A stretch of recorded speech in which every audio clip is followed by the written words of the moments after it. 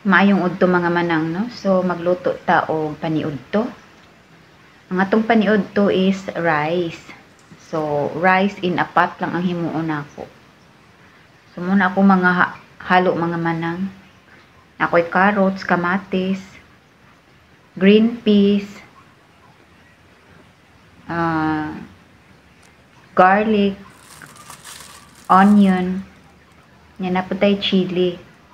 Tapos, ato siyang butangan og kuan ka ng buyo. Buyo is soup stock.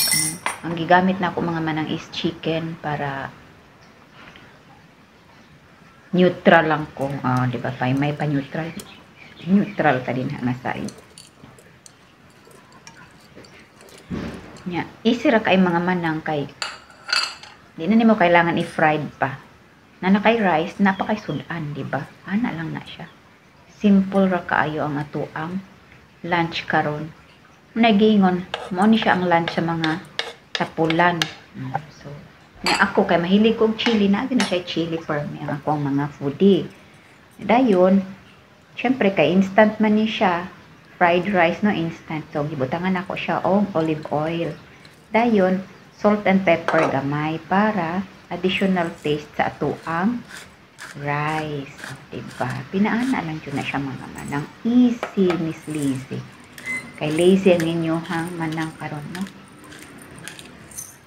Unya, ato lang na dayon siyang kuan ka ng ukay-ukayon para mag-mix po siya tanan. Dili po kay naaras siya sa ibabaw no? So, ana na siya mga manang. Simple ra kay ng ato ang paniudto no?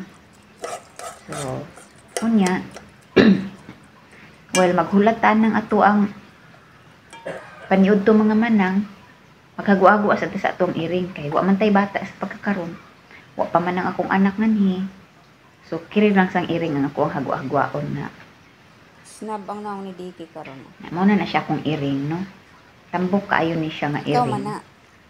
Although, kining akong iring mga manang, kuan ra ni siya kanang iring sa kapusang kalye ra gud ni siya oy. Okay. Pero naagi ni siya sa mga unong ka kilo gid ni siya mga manang. So, anak kung ako ni siyang ibiyahe sa eroplano, kailangan ako na siyang i-diet. So, di ba? Cleaning.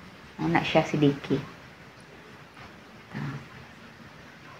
Ganahan ko ano niya magsamok-samok basta matulog ni siya. Muna ako ang type na disturbohon siya basta natulog. Lami kaayo. So, ayan, check natin yung ating rice, mga kadihang nahumana nga to ang giluto, so, no? ayan na siya. So, maniudto na ta. Muna ni siya ang final look sa to ang so, yummy. Fried rice in a pot. Bon appetit!